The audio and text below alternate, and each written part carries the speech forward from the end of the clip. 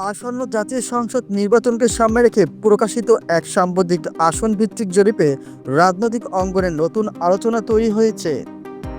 জরিপের ফলাফলে দেখা যাচ্ছে বিএনপির নেতৃত্বাধীন জোট সম্ভাব্যভাবে প্রায় 208টি আসনে এগিয়ে থাকতে পারে।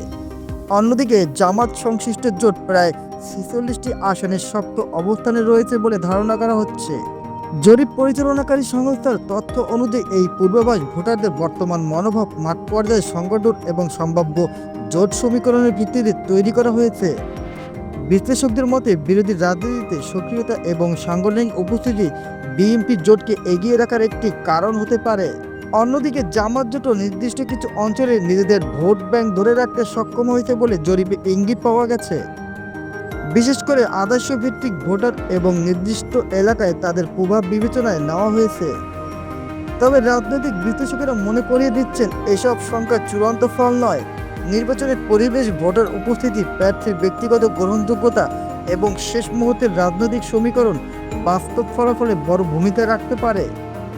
সব মিলিয়ে বলা যায়, জরিপে যে চিত্র উঠে এসেছে তা নির্বাচনকে আরও প্রতিদ্বন্দ্বিতাপূর্ণ করে তুলছে। তবে প্রকৃত ফল জানতে হলে ভোটের দিন পর্যন্ত অপেক্ষা করতে হবে।